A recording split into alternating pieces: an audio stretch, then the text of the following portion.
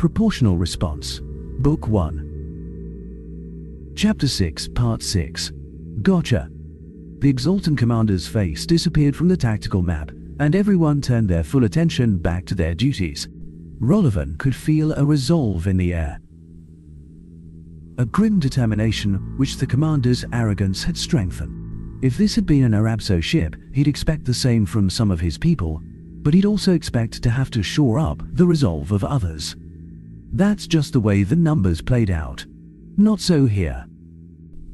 Every human concentrated on his duty and held a grim look on their face. A few minutes later, a voice floated up from the pit. Enemy fleet has crossed the threshold for our firing solution. Rolvan took one eye from the display to watch the Admiral, who sat and buckled himself back in while giving orders. Tell all ships to raise battle shields, begin acceleration at maximum fleet speed, and move to attack pattern theta. Tell the fighter pilots to come out of hiding, set the first wave of fighters to mode 1, proceed to the center of the enemy formation at flank mode 1 speed, and engage at will. All other ships are to maintain formation. Dots began to move in earnest in the large display, with several clouds moving ahead of the fleet. The fleet itself moved into a cone shape, so that each ship had partial cover given by ships ahead of it. A classic formation, effective in this sort of stand-up fight if they have the discipline to maintain it. He looked around him at the smooth efficiency with which the humans moved. No doubt, they will. If only their ships were the technological match for the Zoltans. Finally, someone called out from the pit. Enemy fleet has cut their singularities and are coming out of FTL estimated time to sublight. 1 minute. The numbers counted down, and Rolvan felt a feral grin spread on his own face. For so many years, the Arabso had suffered defeat after defeat at the hands of the Yeltans, had barely managed to keep their society functioning under the weight of Exaltan aggression, backdoor dealings, and a steady stream of sanctions. Now, someone had arrived to make them pay, and he had a front row seat, even if that seat was going to cost him his life. He sat back in his chair and decided it was worth the price. 5, 4, 3, 2, 1. Sultan fleet has reverted to sublight speeds. Another pregnant pause. Then, first volley to impact in 3, 2. Rolvan's eyes remained riveted on the large display.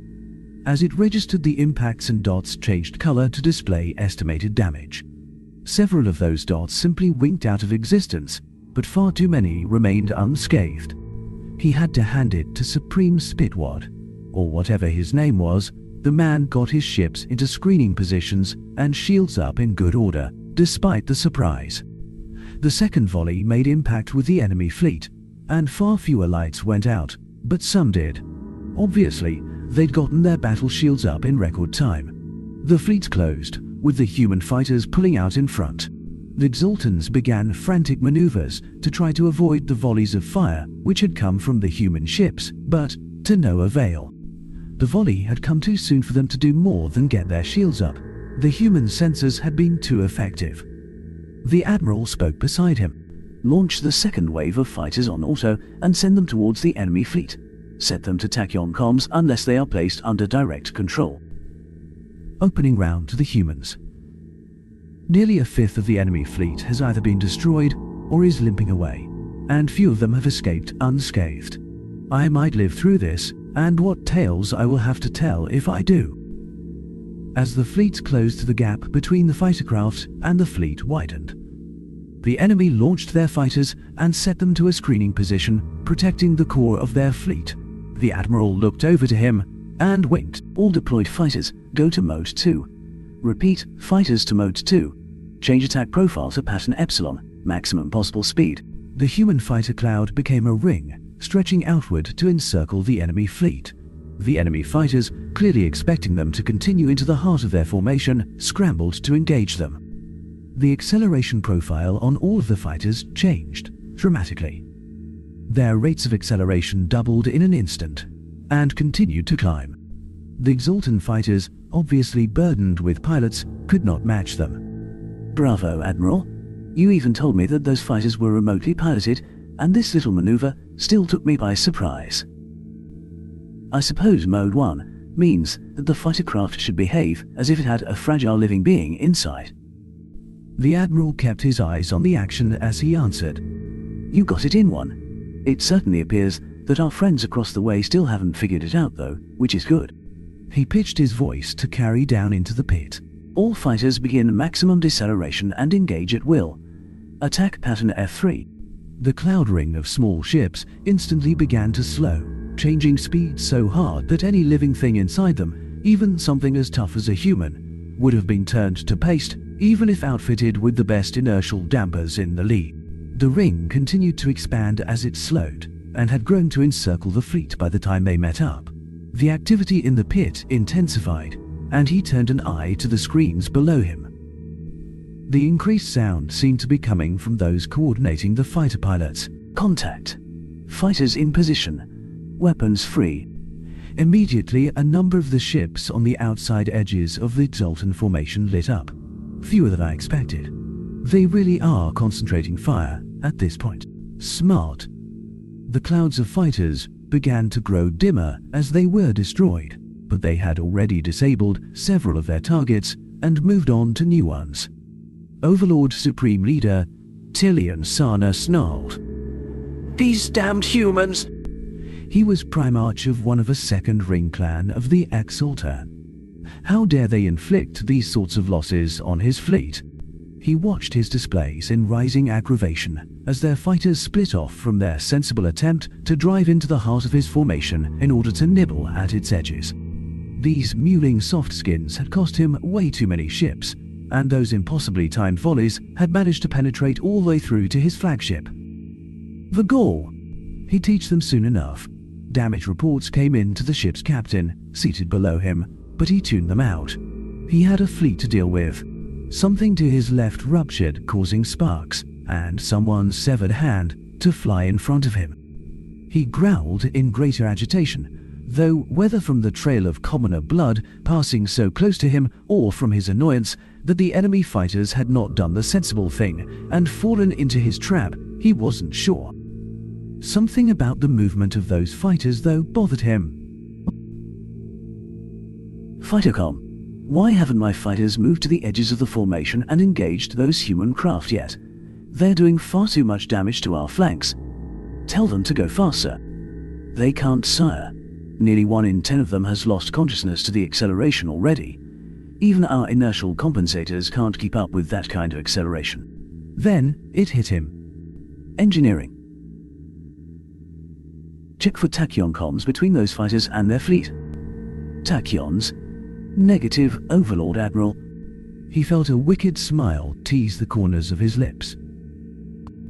Humans think they are smart, using Key-C to send remote fighters at us, do they? Fleetcom.